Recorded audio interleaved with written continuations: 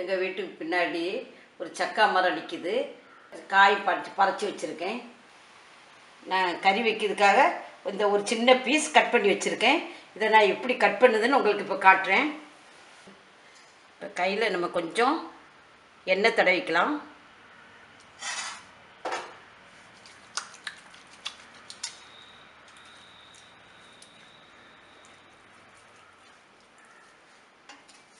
இந்த அருவாமனை சைடில் இப்படி எண்ணெய் தடவிக்காங்க.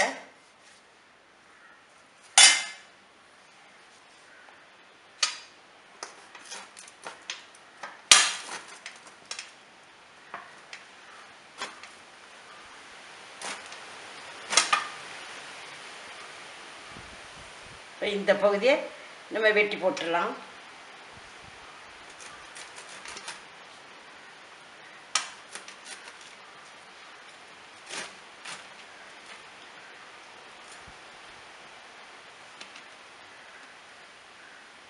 இந்த முள்ளு பகுதியும் நம்ம வெட்டிடலாம்.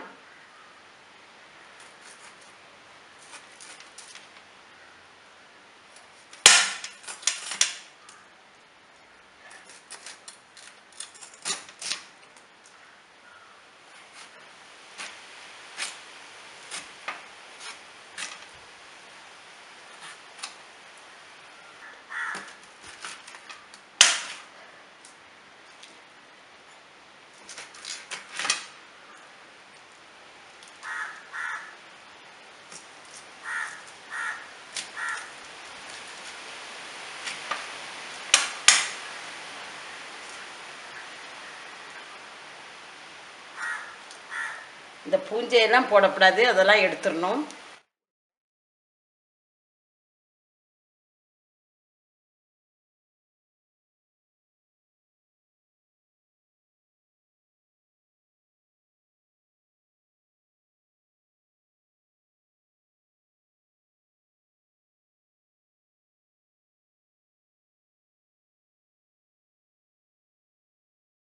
இந்த கொட்டையும் நம்ம தொடி எடுத்துட்டு அதையும் கூடயே போட்டுடலாம்.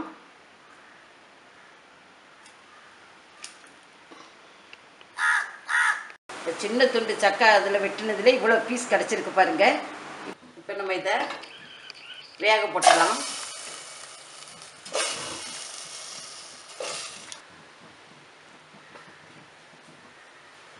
கொஞ்சம் மஞ்சள் பொடி போட்டுக்கலாம். தேவையான அளவு உப்பு போட்டுக்கலாம். போட்டு கொஞ்சம் தண்ணி விட்டுக்கலாம்.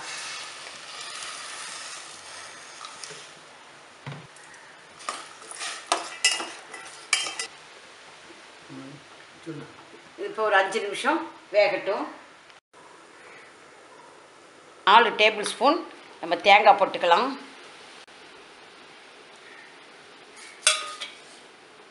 நான் 3 வரமிளகாவை நம்ம இப்படி கிள்ளி போட்டுக்கலாம்.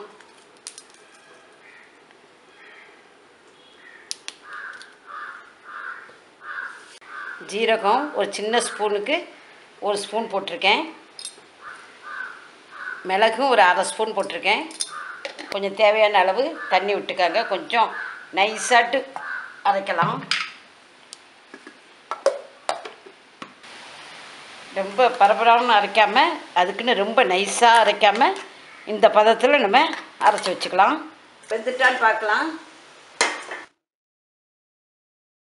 வெந்துட்டான்னு பார்க்கறதுக்கு இந்த ஒரு சக்கா கொட்டை எடுத்து நம்ம நசுக்கி பார்த்தாலே தெரியும்.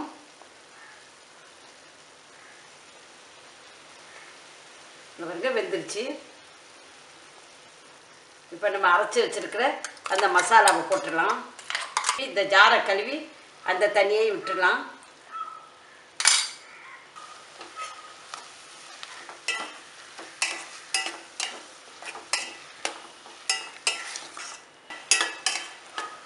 இப்போ நம்ம தாளிச்சிடலாம்.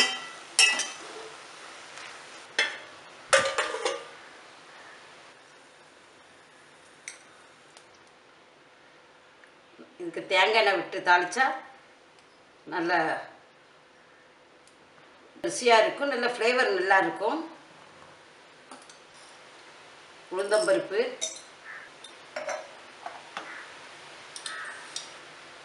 கடுகு, கடுகு நல்லா இப்போ பொரிஞ்சிருச்சு. இப்போ கருவேப்பிலை போட்டுக்கலாம். இப்போ நம்ம தாளிச்சதை இதில் போட்டுடலாம்.